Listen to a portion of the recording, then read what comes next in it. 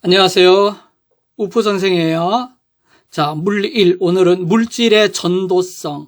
즉, 전도성이란 건 전기 통하는 성질이죠. 전기 통하는 성질. 그리고 이제 전기 못 가게 막는 저항 있죠. 자, 이런 거에 대해서 같이 한번 살짝 배워볼 텐데요.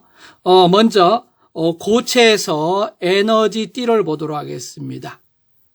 자, 지난 시간에는 그 수소, 그죠? 거기서 이제 에너지 준위를 한 적이 있었죠? 자, 여기 한번 봅시다. 그림을 먼저 보고 우리가 이해한 다음에 하면 되니까. 자, 여기 원자핵이 있어. 이 수소 원자핵이라 그러면 N equal 1, 2, 3, 4 이런 식으로 궤도가 있죠. 그죠? 궤도가 있어가지고. 그래서 이제 요 1, 2, 3, 4 이런 걸 이제 주 양자수라 그러는데 여기에서만 전자가 있는 거죠. 요 라인 따라서. 이걸 이제 우리 에너지 준이라 그러죠. 요 선들을 에너지 준이. 여기에만 전자가 있습니다. 이 밑에 이제 원자핵이고 여기 전자 중에 가장 밑에 내려올 수 있는 상태죠. 그래서 여기 전자가 있을 때로 우리가 이제 바닥 상태라 그러죠. 근데 여기 전자들이 에너지를 받으면 이제 위로 올라갈 수도 있고 또 위에서 떨어지면은 또 에너지를 낼 수도 있고 빛을 낼 수도 있고 그렇죠.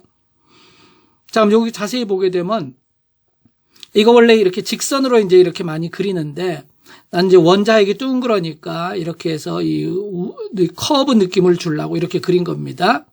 이게 직선이라고 생각해도 관계없어요. 여기 보면 간격이 처음에는 그저 넓죠. 갈수록 점점 좁아지죠. 에너지 간격이 좁아지는 거고. 그 다음 1번 궤도 에너지는 요 길이만큼이다 하면 2번은 길이가 좀 기니까 여기보다 에너지가 좀 크다는 얘기고 3번은 길이가 더 길죠. 에너지가 더 크고 4번도 봐 길이가 더 길잖아. 그죠? 에너지가 더 크다는 얘기죠. 그래서 원자핵에서 멀어질수록 에너지는 커진다. 요거는 이제 기체 상태 수소 원자 같은 거기서 이제 하나 가지고 한 겁니다. 이렇게 과학 특히 물리에서는 눈에 안 보이니까 이렇게 모델화, 이 모형을 많이 만드는데 모델이라 그러죠. 우리 이제 모형이라 그러는데 이런 거를 만들고 이 모형에 의해서 우리가 생각하고 이런 식으로 많이 합니다. 안 그러면은 단순 공식 가지고 하려면 너무 머릿속에 생각이 안 나니까. 자, 그럼 여기 한번 보자. 고체 같은 경우는 이렇게 원자핵이 따닥따닥따닥 가까이 쫙 붙어 있단 말이죠. 그러면 이 원자핵 하나만 가지고 보면 이렇게 그릴 수 있죠. 이렇게 해가지고 여기 이제 1번, 2번, 3번, 4번 이런 식으로. 그다음에 가운데 거도 이렇게 보면은 1번, 2번, 3번, 4번. 그다음에 여기 세 번째 거도 이렇게 보면 1번, 2번, 3번, 4번 이렇게 가죠. 그러다 보면 제일 밑에 여기는 안 겹쳤지만 두 번째 라인에서 이제 서로 겹치고 있죠. 그렇죠? 이런 데 막 겹친단 말이에요. 세 번째 라인에는 더 많이 겹치고 위로 올라갈수록 겹치는 게 좀 더 많아지겠죠. 그래서 이 겹치는 지역에서는 파울리의 베타 원리에 의해 가지고 딱 오로지 딱 두 개만 그러니까 한 쌍이죠. 그러니까 쌍으로 딱 두 개만 그 궤도에 들어갈 수 있는 뭐 그런 게 있는데 그런 건 잘 몰라요. 좋겠습니다. 파울리 베타 원리 여러분이 따로 공부를 해도 좋고 혹시 학교 선생님이 그걸 가리키면은 거기에 대해서 알아두면 되는데 어쨌든 이 겹쳐 있는 상태에서는 한 궤도에 딱 두 개씩 이제 들어가지만 근데 여기 겹쳐진 거를 살짝 그러니까 같은 궤도에 못 들어가면 이렇게 선을 그었는데 살짝 위에다가 이 차이는 너무 적은 겁니다. 아주 적지만은 이런 식으로 또 이런 식으로 이렇게 그을 수 있다고 생각해 봅시다. 이렇게 그럼 이 사이는 어떻게 보면 불연속처럼 보이지만은 이게 간격이 너무 좁다 그러면 우리가 보면 이렇게 하나의 띠처럼 보이겠죠. 그죠? 그래서 이걸 우리가 밴드. 그래서 이 겹친 것들을 우리가 생각해 보면 이 원자핵들이 겹쳤어. 즉 고체에서는 원자핵들이 뿌지 많으니까 각각의 원자핵이 만든 에너지 준위를 겹쳐 보면은 이런 식으로 우리가 밴드 모양으로 그릴 수 있는 거죠. 제일 밑에 거는 요거, 그다음에 이거. 그래서 요 두께는 에너지 크기라고 생각하면 됩니다. 뭐 일반적으로 이걸 막 같은 크기로 그리는 어떤 교재들도 있습니다. 이렇게 같은 크기로 그리는 교재들이 있는데 두께를 엄밀히 말하면 이거는 별로 안 좋은 거죠. 여기서도 보면 에너지가 작으니까 짧게 그리고 여기 좀 길게 그리고 이런 식으로 그리잖아요. 그죠? 하나만 딱 그렸을 때 우리가 이렇게 그리죠. 이렇게 해가지고 이렇게 이런 식으로 그죠? 이런 식으로 간격이 점점 좁아지면서 그 대신에 이 길이가 에너지를 나타내잖아. 똑같은 방식으로 갈수록 두꺼워져야 됩니다. 그래서 이게 똑같이 그린 건 사실상 이거는 틀린 겁니다. 엄밀히 말하면 모델이 잘못된 거죠. 뭐 밴드는 나타냈지만 그 밴드에 들어있는 에너지를 이 두께로 나타내주는 게 좋습니다. 그래서 구글링 해보게 되면 한국에서 올린 이런 내용들은 두께가 똑같은 것들이 많이 있어요. 차이나게 한 것도 있지만. 그런데 미국 영어로 이제 주로 한 거, 이제 뭐 미국에서 주로 올렸겠죠. 근데 다른 나라도 있겠지만. 그런데 보면 이걸 정확히 이런 식으로 두께별로 이렇게 그려줍니다. 근데 이런 게 이제 시험에 나올지 안 나올지는 알 수는 없지만 그래도 이렇게 알고 있으면 좋습니다. 이 두께가 얇다는 건 에너지가 적은 거고 감원 에너지가 조금씩 좀 많아지는 거죠. 그 대신 간격은 점점 좁아지고 있죠? 좁아지고 있습니다. 아까 이거랑 똑같은 거죠. 이거랑 똑같습니다. 간격이 갈수록 점점 좁아지고 있죠? 그죠? 좁아지고 있어. 자, 그래서 이제 요거를 여기다 이제 그려보면은 이렇게 대비해서 자, 이거는 이제 원자 핵이고요. 기체. 요거는 고체. 자, 고체에서 이제 보자 이거야. 고체에서 보게 되면 이렇게 밴드를 이루고 있다. 요거는 조금 전에 내가 설명했죠. 요런 거로, 그죠? 이 수많은 에너지 주인들이 겹친 거냐 하나만 지금 표시한 거야. 그래서 이걸 우리 이제 번역을 띠로 했죠. 그래서 에너지 띠. 자, 여긴 띠의 두께가 얇고 올라갈수록 점점점 굵어지죠. 그리고 여기에서 지난 시간에도 배웠겠지만요. 요 에너지 준위에는 전자가 있습니다. 요런 데는. 그렇죠? 띄엄띄엄 1, 2, 3 떨어진 일정한 데만 있지 중간, 어중간한 데는 전자가 없죠. 여기도 마찬가지입니다. 띠가 이렇게 있는데요. 띠 중간에 여기를 이제 영어로는 forbidden band라 그래갖고 금지된 띠라고 그럽니다. 금지된 띠 그러는데 우리 한국말로 이제 띠 틈으로 번역을 했죠. 띠 틈이 더 좋죠. 왜 금지된 띠냐 하면 이런 데는 이제 전자가 있을 수 없기 때문에 이제 그렇게 얘기한 건데 이런 건 다 allowed band에서 허용된 띠라 그러는데요. 이런 식으로 이제 띠가 쭉 있죠. 그래서 이제 갈수록 두꺼워집니다. 그 대신 간격은 좁아지고 있죠. 그래서 이 모델을 잘 봐두세요. 그래서 고체에서는 이렇게 에너지 띠란 개념으로 설명을 합니다. 그럼 여기 뭐가 있냐 그러면 여기에 전자가 있는 겁니다. 전자가. 얘랑 똑같아. 이 라인에도 누가 있어? 전자가 있는 거죠. 일렉트론. 전자들이 있죠. 그죠? 전자들이. 여기도 전자들이 이렇게 있고. 그렇죠? 그 전자가 일로 올라가고 싶으면 에너지를 받아야 되고, 여기서 이제 떨어지게 되면 지가 먹었던 에너지를 바깥으로 토해내고, 그죠? 빛 에너지, 흡수하면 위로 올라가서 들뜨는 게 되고, 그 다음에 이제 밑으로 떨어지면, 그죠? 이거 이제 제일 밑에 안정된 상태로 떨어지게 되면은 바닥 상태라 그러죠. 바닥 상태로 떨어지면 갖고 있던 에너지를 밖으로 내죠. 그래서 이때 빛이 나오는 거죠. 이때 들락거리는 에너지가 빛 에너지, 광자가 되잖아요. 그죠? 여기도 똑같아요. 여기도 전자들이 차 있는 겁니다. 전부 다. 여기도 다 전자들이 있는 겁니다.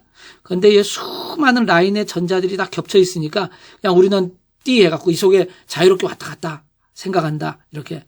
그래서 이 사이에 불연속적인 컨셉을 안 하고 띠끼리는 서로 쭉 겹쳐갖고 있는데 이거는 연속으로 이어져 있다 이렇게 생각합니다. 이 띠 안에서는.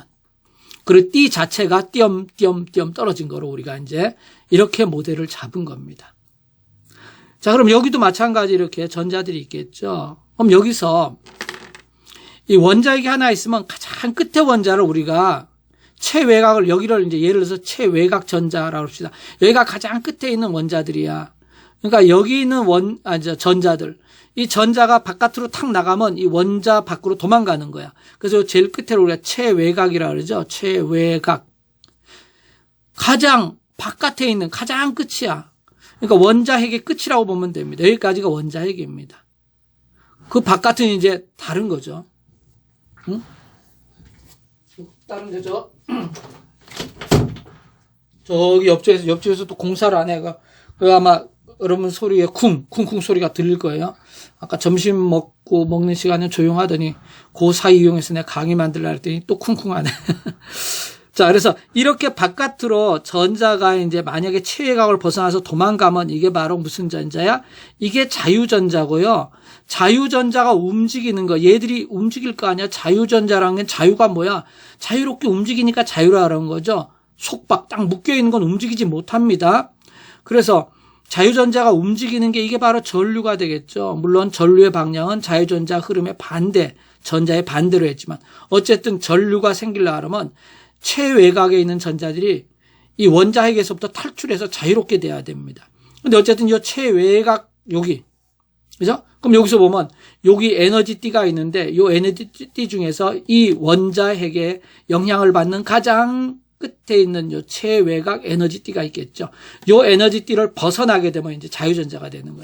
그래서 여기 있는 전자들은 따지면 최외곽 전자라고 보면 되겠죠. 가장 껍데기 있는 전자들입니다. 가장 껍데기에. 그러니까 이 원자핵에 영향을 받는 가장 끝에 있는 거. 이제 만약에 나라로 치면, 그죠? 우리 대한민국으로 치면 대한민국 가장 국토 끝에 사는 사람이라고 생각하면 됩니다. 그럼 그 사람들이 이제, 나가면 외국이 되는 거죠. 그 밖으로 나가게 되면. 이제 그런 컨셉입니다. 자, 그래서 이 에너지 띠란 개념이 이런 개념인데, 그럼 여기 방금 설명한 거를요, 여기다 금을 한번 그어보겠습니다. 여기 밑에 좀 받치자.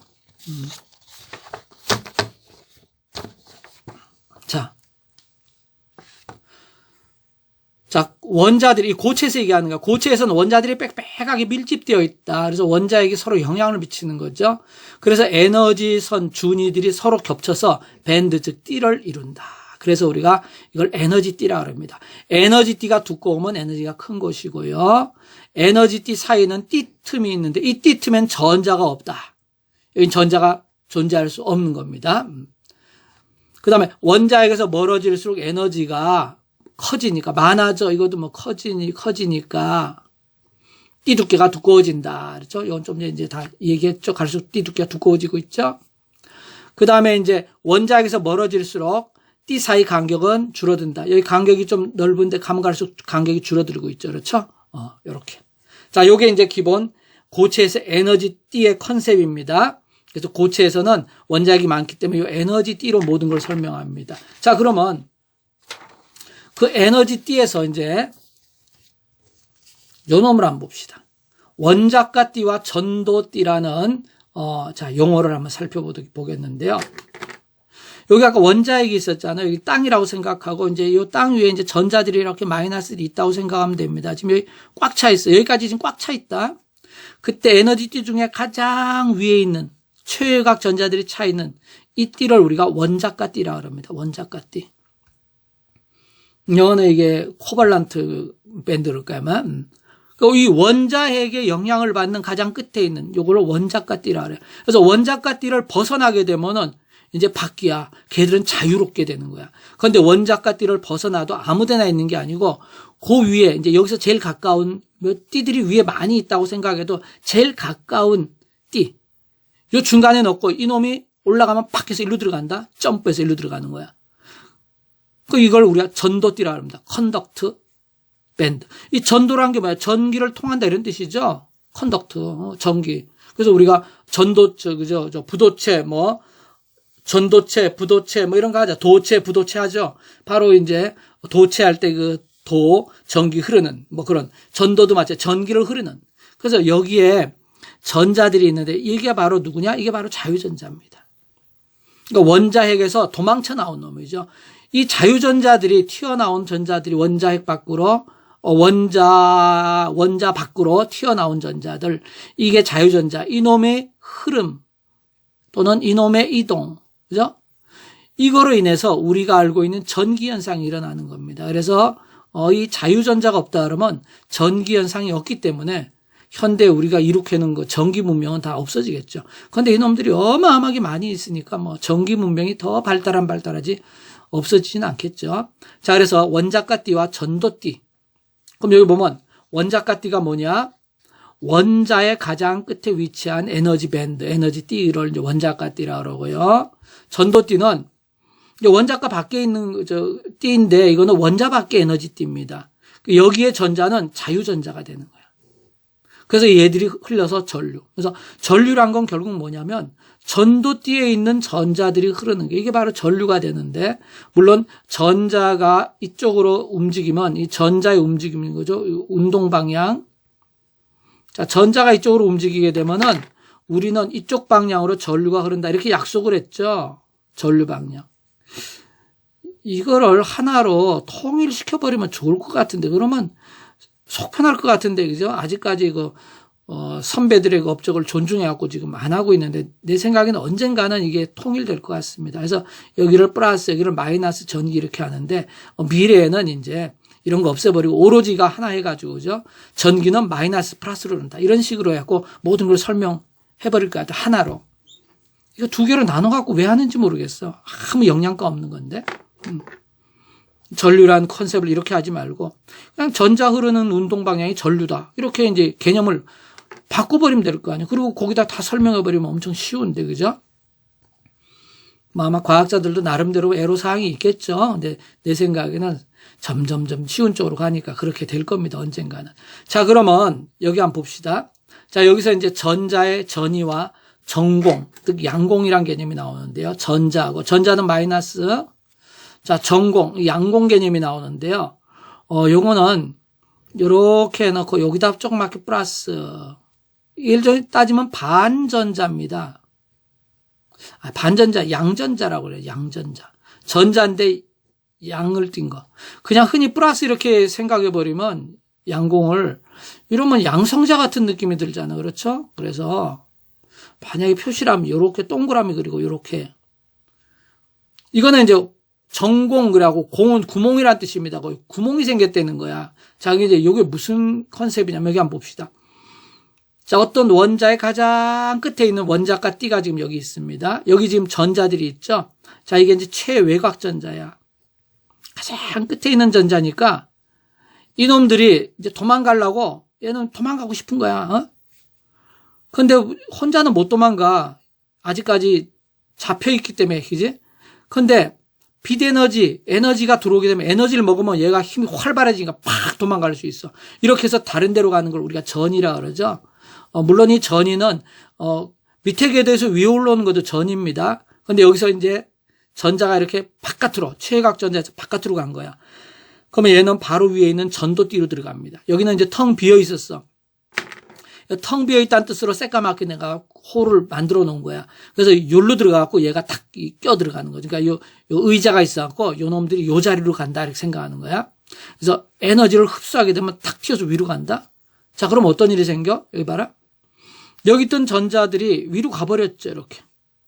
그러면 여기 이제 요 자리를 내가 차지했어. 자, 이놈 뭐야? 자유전자가 된 거죠. 그리고 에너지가, 아까 제가 여기서 빛 에너지 흡수했기 때문에 에너지가 꽤 많아. 그러니까 얘가 그 에너지 믿고 그냥 자기 힘 있다 이거지. 막 돌아다닌다 해서. 그래서 얘가 전기를 띠는 거야. 그래서 여기서 일로 가는 게, 이것도 물론 전류는 맞죠. 반대 방향으로. 그죠? 그렇지만 얘들이 막 이쪽으로 가고 저쪽으로 가고 얘들이 막 움직이면 이제 이게 다 전기가 생기는 겁니다. 그래서 전자가 어느 방향이든지 이동만 했다 그러면 그 반대 방향으로 무조건 전류는 흐른다 생각하면 됩니다. 그래서 여기서 얘가 일로 왔으니까 전류가 일로 흐른다라고 생각해도 되지만, 이러면 핵 밖에서 핵 안쪽으로 전자가 흐른다는, 전류가 흐른다는 그런 느낌이 되니까 별로 이거 좋은 개념 아닙니다. 그래서 여기에 전도띠에 지금 전자들이 왔어요. 얘들은 무조건 자유전자야. 전도띠에 들어온 놈들은 무조건 자유전자. 그러니까 여기에 자유전자가 생겼다 그러면 얘들이 이제 일로 가든 절로 가든 무조건 전류가 흐를 수 있어. 그래서 전도띠에 전자들이 오는 순간 얘는 전기를 흐를 수 있습니다. 자, 그러면 지금 요 상태가 됐을 때 한번 봐봐. 이 전자가 빠져나간 자리에 구멍이 뻥 뚫어졌다. 이런 컨셉을 만든 거야. 사실 이런 컨셉 없이 그냥 전자가 여기 갔다 이렇게 해도 되지만, 이런 컨셉을 만든 건 이걸 만들어 놓고 설명하니까 설명이 굉장히 잘 되는 게 많아요. 그래서 얘가 빠져나간 구멍, 요거를 우리가 전공이라고 합니다. 전공. 공은 이제 홀, 구멍이라는 뜻이고요. 그런데 얘는 마치 플러스 기능을 한다. 얘가 플러스. 전기로 칠 때 플러스 전화 기능을 하는 거야. 얘 마이너스 전화죠? 마이너스가 부족하니까 플러스가 된 거야. 그러니까 딱 두 개밖에 없는 거야. 플러스 아닌 마이너스. 이런 식으로 해가지고, 플러스가 많으면은, 아니, 마이너스가 많으면 마이너스고, 마이너스가 부족하면 거기 플러스가 되고. 이런 식으로. 그죠? 그래서 이거랑 비슷한 거야. 자, 평평한 상태에서요. 여기가 한 군데 갑자기 푹 들어가고 낮아져 버렸어. 자, 그럼 봐라. 얘가 낮아진 걸 마이너스로 할게. 자, 낮아지니까 얼떨결에 얘는 뭐가 됐어? 상대로 높아졌지. 낮아진 게 없을 때는 아무것도 없었는데, 얘가 지금 낮아지니까 얘는 얼떨결에 얘 상대적으로 높아졌죠. 그죠? 높아짐. 그럼 여기는 플러스 컨셉이 된 거야. 이렇게. 그래서 여기 이제 일로 전자들이 가버렸다 생각하면 여기는 얼떨결에 플러스가 됐다. 이렇게 생각하면 됩니다. 그래서 앞으로 이제 이해하기 편하게 하려면 이게 이제 양공이 마치 플러스 전하가 양성자는 아닙니다. 그래서 이걸 우리가 양전자라 합시다. 양전자. 양전자가 움직여간다 생각하면 돼. 그래서 이제 이거를 이제 양공이라고 요새는 하죠. 옛날엔 전공 그랬는데 요새는 양공. 그래서 책에 다 양공으로 나오죠. 자, 그러면 잘 봐봐. 여기는 전자가 지금 넘치고 있어. 그죠? 전자가 과잉. 자, 전자가 넘치고 있고요. 여기는 전자가 모자라. 구멍이 2개 뚫려 있잖아. 전자 2개 모자란가 상대적으로 플러스 2개가 있는 것처럼 보이죠? 이거 부족. 한쪽을 모자라게 만들고요. 한쪽을 부족하게 만들면은 반드시 여기서 무슨 일이 생기는 거야. 무슨 일이 생기냐? 여기 봐봐. 산이 높고 계곡이 낮고 이런 일이 생기잖아. 자, 원래 이제 평평한 땅이었습니다. 그런데 지각 변동에 의해 가지고 높은 데는 산이라 그러죠, 우리가. 높아진 걸 산이라 그러고 쑥 들어간 걸 계곡이라 그러죠, 계곡. 그럼 이게 되면 무슨 일이 생기냐 그러면 여기 위에 있는 돌멩이들, 흙들, 이런 짱돌들이 굴러 떨어지죠, 낮은 곳으로. 그죠? 이런 흐름이 있게 돼. 이게 이제 물도 흐를 수도 있고, 계곡에 돌멩이 굴러올 수도 있고, 그죠? 이런 변화들이, 즉, 움직임이 생긴다는 거죠, 움직임.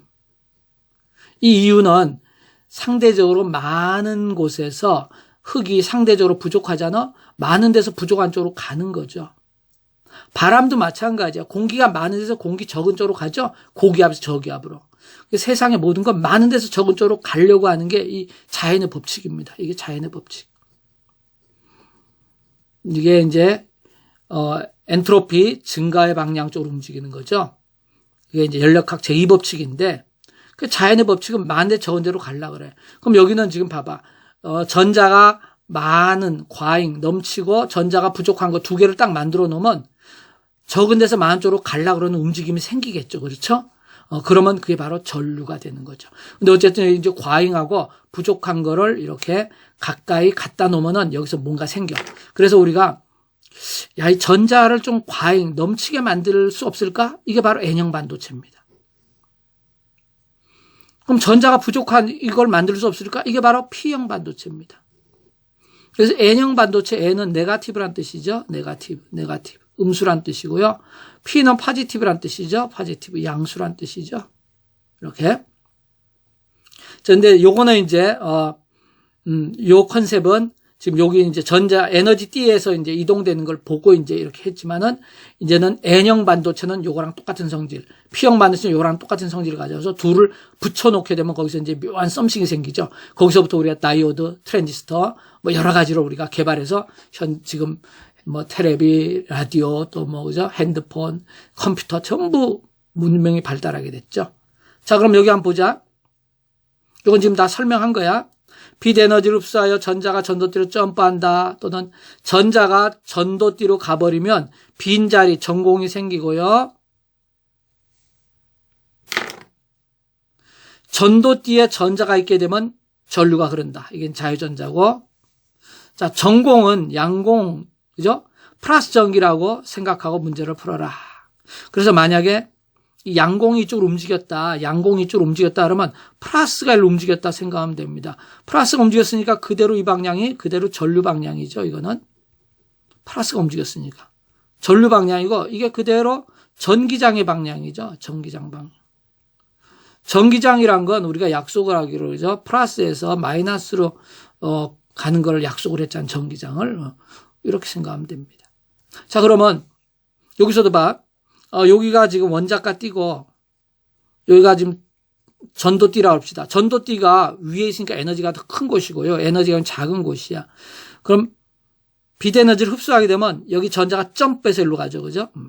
그럼 만약에 이 위에 요거 전도띠, 이 전도띠에서 밑으로 떨어지면 어떻게 되느냐? 전자가 와서 이 호를 메꾸는 거죠. 양공을 메꿔버렸어 와서. 이게 그러니까 떨어지면 어떻게 되느냐? 이 경우는 에너지를 버리고 와야 되니까 이만큼 방출되죠, 그죠? 빛 에너지가. 요 방출된 게 광자입니다. 광자, 빛 에너지. 요 에너지 크기에 따라 가지고 뭐 자외선이 될 수도 있고, 그렇죠? 가시광선이 될 수도 있고, 적외선이 될 수도 있고, 이런 식으로. 그래서 이제 이런 현상을 이용해서 여기서 빛이 나오는데 그게 다이오드 보면 빨갛게 색깔 빨간 게 바짝바짝바짝, 뭐 초록색 바짝바짝 하는 거 있죠? 그런 게 이 원리를 이용한 거죠. 여긴 전자들이 내려가면 되는 거죠. 이렇게. 그리고 만약에, 햇빛을 이렇게 받는다 그래봤죠. 태양광. 햇빛을 받게 되면 여기 있는 전자가 에너지를 흡수해서 위로 올라가죠.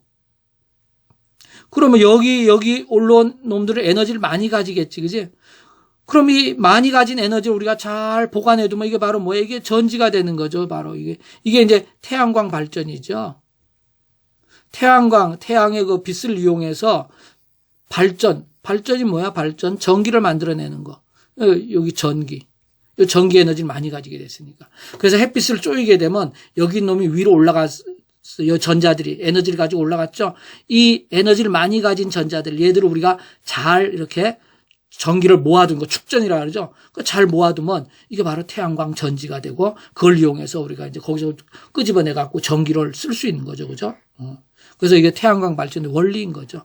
아주 간단합니다. 그래서 여기 에너지가 적은 상태에서 높은 상태로 가거나 또 높은 데서 낮은 데로 전자들이 왔다 갔다 할 수 있도록 만들어주면, 그래서 얘가 이제 낮은 데로 내려오면서 빛을 내는 거, 이건 다이오드고요.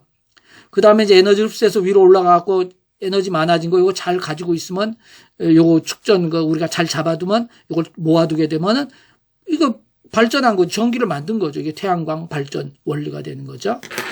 자, 그러면, 부도체, 한번 봅시다. 자, 이 에너지 띠를 이용해서 도체, 부도체를 설명을 합니다. 여러분 알다시피 도체라는 거는 전류를 아주 잘 흐르는 물체로 주로 금속들이죠. 그죠? 금은, 구리 뭐 이런 것들. 그럼 여기 한번 봅시다. 여기, 요 놈이 어떤 도체라 그럽시다. 도체. 자, 요거 뭐, 금도 좋고, 뭐, 금 하자, 그냥, 뭐, 금. 근데, 여기 보면 이제 제일 밑에 에너지 띠들이 있죠. 쭉 해갖고, 제일 바깥 여기까지. 자, 여기까지, 제일 밖에 여기 이제 원자가 띠죠? 그래서 여기가 이제 최외곽 전자입니다. 얘가 이제 가장 밖에 있는 전자입니다. 최외곽 전자. 그다음 요 놈이 이제 점프해서 위에 있는 전도띠로 가야 되는데 여기 보니까 전도띠가 거의 붙어 있는 거야. 그래서 띠와 띠 사이 띠 틈이 없어. 그래서 최외곽 전자들이 전도띠로 가기 쉬워. 에너지를 조금만 얻어도 팍팍 가는 거야. 물론 밖에서 에너지가 이제 들어와야 되겠죠. 지금 여기 그냥 가버리면은 이거 금 원자핵이라 그러자. 금 원자핵이 너무 쪽팔리죠, 그죠? 지가 여기까지는 마이너스 전하를 딱 잡아두고 있는데 얘가 그냥 가버리면 얘가 뭐에 쪽팔리잖아. 그러니까 이제 얘 체면 살려줘야 되니까 최외곽 전자도 이제 여기만 있고 안 나가고 있다. 근데 바깥에서 이렇게 조그만 아주 작은 에너지라도 딱 받게 되면은 그냥 일로 그냥 툭툭 뛰어 가버리는 거예요. 일로 가버리면 자 전도띠로 들어갔으니까 뭐가 됐어 이게? 그렇죠. 자유전자가 됐죠. 그래서 자유전자가 굉장히 많습니다. 금속은. 자유전자가 많아. 그래서 여기 이제 만약에 뭐 어떤 금속이 있는데요. 어떤 금속. 이제 이거 도체라 합시다. 이걸 이제 우리 도체라 그러죠. 이 속에 지금 자유전자만 그린 거야. 자유전자. 이런 자유전자들이 바글바글 되게 많아. 뭐 요 속에 이제 원자핵도 있고 원자핵 속에 잡혀 있는 전자들도 있는데 걔들은 다 빼고 이렇게 자유전자만 그린 거야. 자유전자가 개수가 내가 이렇게 그랬지만 어마어마합니다. 10에 20몇 쓰면 뭐 30몇 엄청나게 많아. 바글바글 하다 애들이. 얘들이 그냥 막 멋대로 다니더라고. 이제 지금은 전기를 안 흐르는데 방향이 다 다르니까. 그런데 여기서 전압을 걸어줘갖고 한 방향으로 움직이게 딱 이렇게 해주잖아. 그럼 일제히 한 방향으로 가면 전기 잘 흐르게 되죠. 그래서 도체는 바로 요 원자가 띠와요 전도 띠 사이에 띠 틈이 없어.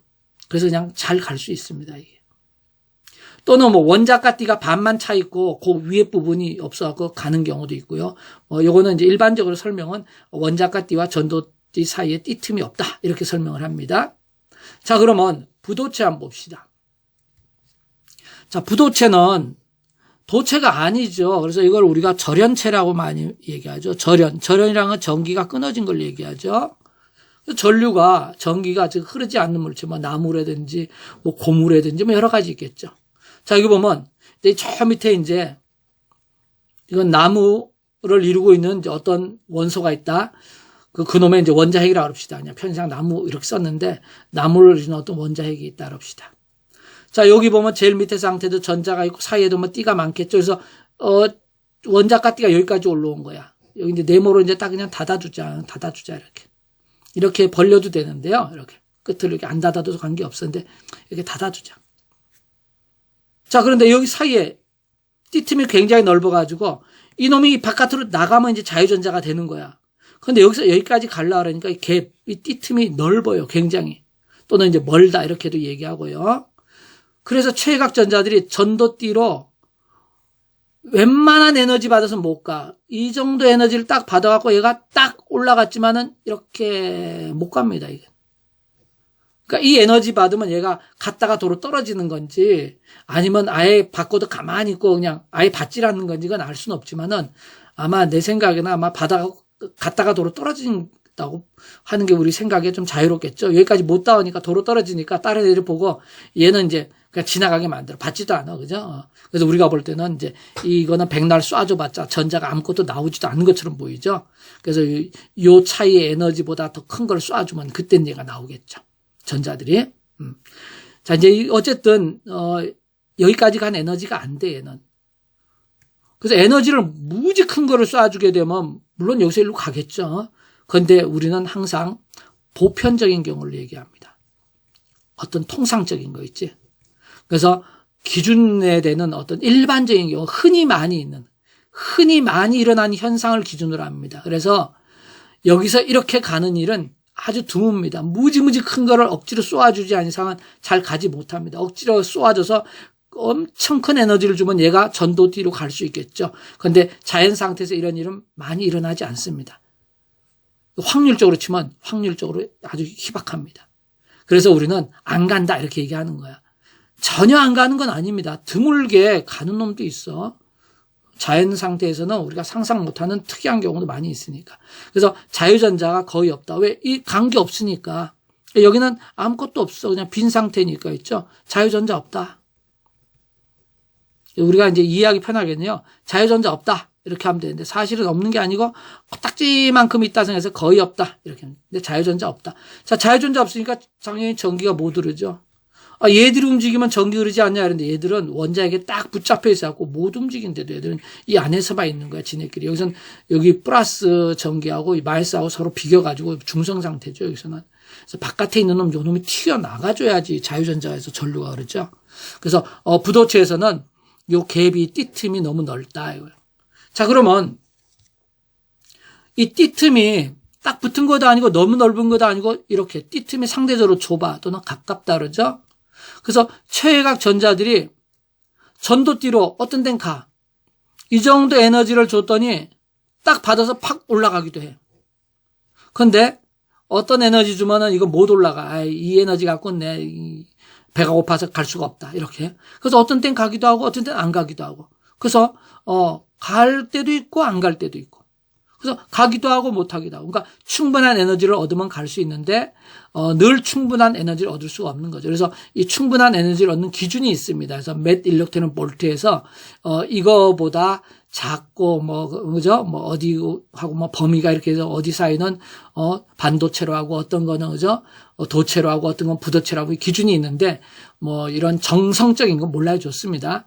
정량적인 거는 양은 몰라야 좋은데 정성적으로. 그럼 요 밑에 있는 얘가 뭐냐? 요거 규소, 실리콘이라는 겁니다. 실리콘. 이게 바로 SiO2 또는 SiO2가요, 석영입니다. 석영. 이 석영이 바로 돌멩이, 수정이거든. 이 돌멩이 속에 가장 많은 겁니다, 이게. 규소가. 그래서 이 탄소 있죠, 탄소. 탄소는 우리 사람 몸을 이루고 있죠. 주로 생물체 몸을 이루고요. 규소는 주로 동물이 아니고 광물의 몸을 이루고 있죠. 돌멩이.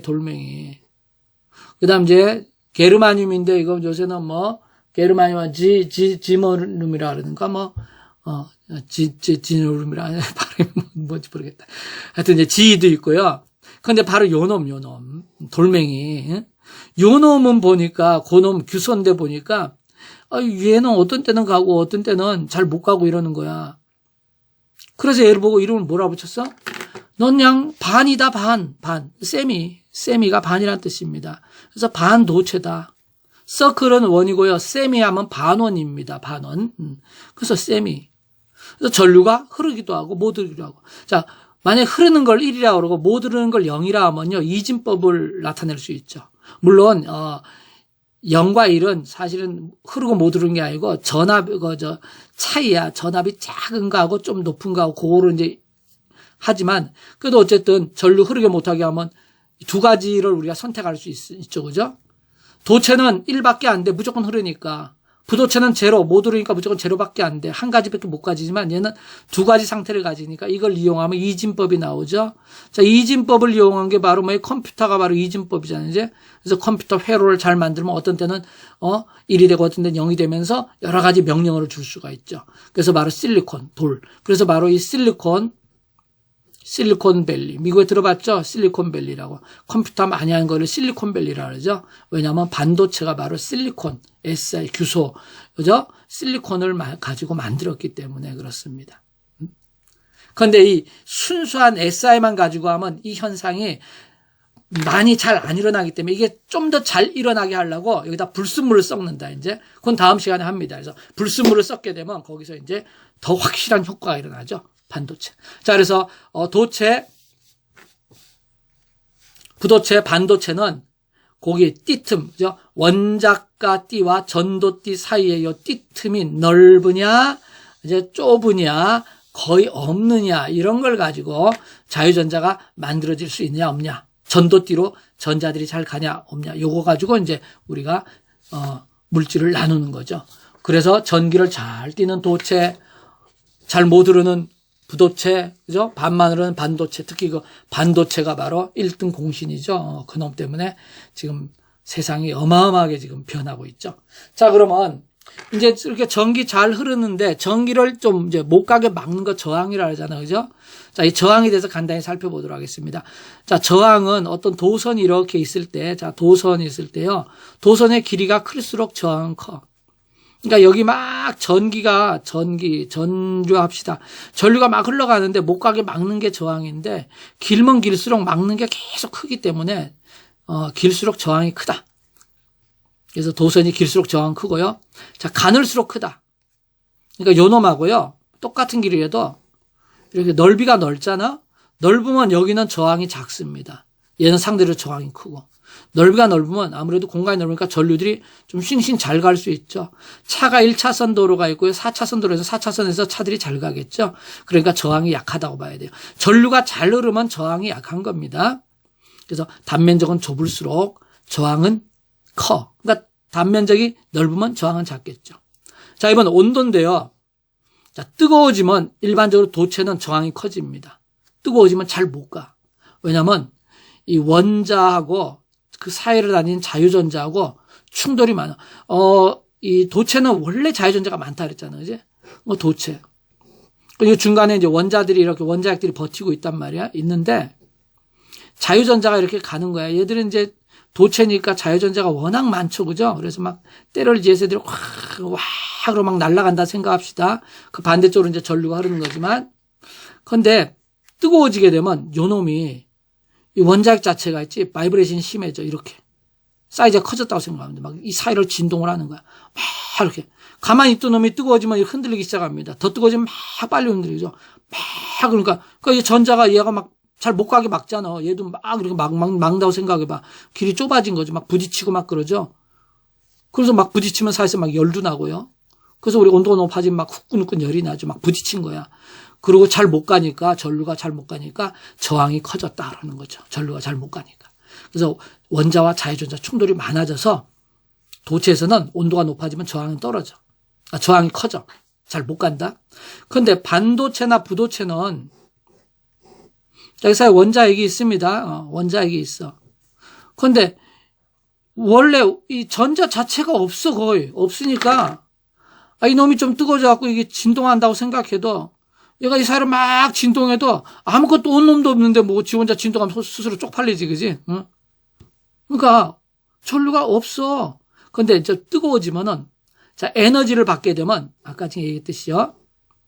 이렇게 됐을 때 자, 띠가 이렇게 돼 있잖아, 그지? 그럼 여기서 이렇게 돼 있는데 에너지를 강하게 넣어주게 되면은 즉 이제 그 온도 높아지니까 에너지 많이 넣어준 거죠. 에너지 넣어주니까 이쪽으로 점프하면서, 그죠? 이 간격을 뛰어넘고, 뭐 부도체도 마찬가지고요. 반도체도 마찬가지고, 여기 자유전자들이 생기게 되겠죠. 그래서 자유전자들이 생기게 돼. 그래서 자유전자 개수가 많아지게 돼.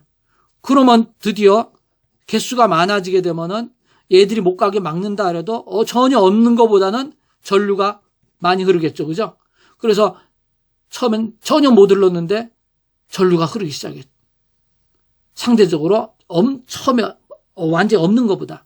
그러면 이거는 저항이 줄어든 효과가 있는 거죠. 전류가 잘 흐르면은 저항이 줄어들었다 생각하면 되니까. 그래서 온도가 높아질수록 오히려 저항은 작아집니다. 반도체와 부도체에서는. 여기서는 드디어 전류가 흐른다는 얘기죠. 전류 흐름. 그죠? 자유전자가 생겨가지고. 그래서 온도를 높여주면 이게 또 달라집니다. 그래서 요거를 이제 그래프로 그린 게 요건데요. 보세요. 온도가 이렇게 높아지면 저항이 어떻게 되느냐. 근데 이제 여기를 저항 이렇게 하기도 하고 비저항 그러기도 합니다. 자, 비저항이 뭐냐 그러면 요거 간단히 보면요. 방금 저항은 단면적과 반비례. 즉 이게 클수록 저항이 줄어들죠. 단면적이 넓을수록 전기가 잘 흐른다는 얘기입니다. 잘 흐른다는 얘기예요. 저항이 크면 전기 못 흐르는 거야. 자, 길이가 길수록 저항이 길어져. 그래서 길이가 길수록 전기는 좀 잘 못 흐르게 되겠죠. 그래서 요 공식이 있는데 여기 비례상수가 있어요. 이게 비저항으로 공식을 이렇게 쓰면요. 저항 이렇게 쓰고요. 단면적 이렇게 S하고 길이 그냥 랭스 L로 하고 비저항을 로 해가지고 이렇게. 근데 이 비저항이 뭐냐 그러면 일정한 길이 일정한 단면적에서 그러니까 그걸 1, 1 뭐 똑같이 맞췄다 생각합시다. 이거 1이고 1이면은 저항하고 비저항 같아지겠죠. 거기서 생기는 저항입니다. 이건 물질 고유의 성질이고요. 같은 물질이면 크기에 관계없이 길이에 관계없이 두께에 관계없이 단면적에 관계없이 저항이 같습니다. 단위는 오hm. 이 오음이 바로 저항의 단위인데 거기다 미터만 곱해주면 돼. 여기 보면 요 길이는 미터죠 단위가. 넓이는 미터 제곱이죠. 그러면서 캔슬 돼가지고 단위가 이렇게 미터가 밑에 생기거든. 이게 넘어가면 여기는 저항은 오음이잖아, 그지? 넘어가면서 곱해지게 되면 오음 곱하기 미터 이렇게 되죠.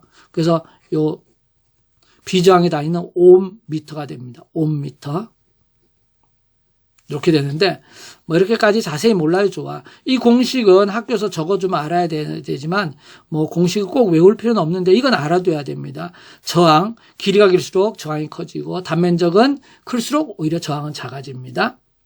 요거 비저항. 이 비저항은 물질의 고유한 성질입니다. 그래서 비저항이 물질마다 틀리기 때문에 비저항만 딱 재면은 그게 무슨 물질인지 알아낼 수가 있어. 자, 그래서 이 비저항을 이렇게 해보면요. 온도가 가는데 자, 여기는 전혀 저항이 없다가 이게 제로입니다. 근데 여기 붙여버리면은 안 보이니까 이제 여기 한 거야. 갑자기 온도가 확 커지는 이런 게 초전도체고요.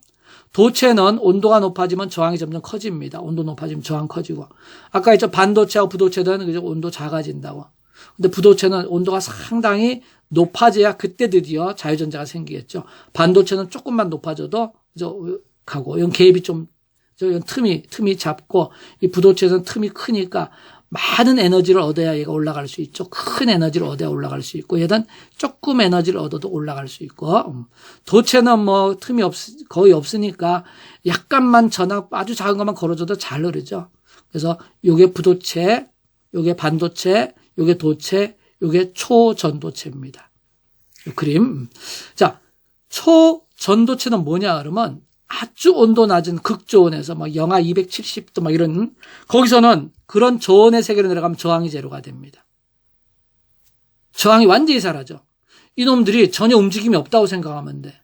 꽁꽁 얼어가지고 그 사이 전자들이 막 지나가죠. 그래서 무한전류가 흐릅니다. 열도 나지도 않아.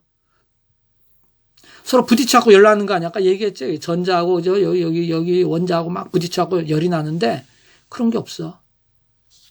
그래서 여기는 열도 나지 않고 전류는 무한으로 흐르고 저항 제로입니다. 그래서 이 초전도체 물질 이게 있게 되면 거기 전류 한번 흘려주면은 계속 전류가 손실 없이 도니까 끝내주는 거죠. 그렇죠? 전류가 자꾸 약해지고 열로 자꾸 도망가니까 열 에너지를 뺏긴단 말이죠.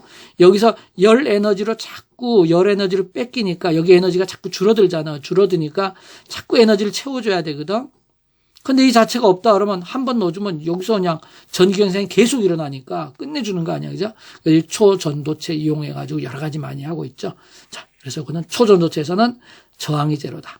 그 이유는 서로 부딪히는 게 없다고 생각하면 됩니다. 원자핵이 꽁꽁 얼어가지고 그 자리 가만히 있으니까 그냥 그 틈 사이 넓은 공간을 일렉트론들이 엄청 다닙니다. 그냥.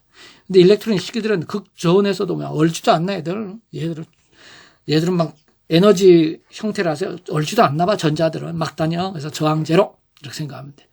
자, 그래서 오늘 여기까지 해가지고요, 에너지 띠에 대해서 여러분 같이 살펴봤고요. 다음 시간은 이제 그러면, 구체적으로 반도체 그 속에 어떤 일이 있는지 반도체에 대해서 이제 구체적으로 살펴보도록 하겠습니다. 자, 여러분 수고했어요. 화이팅!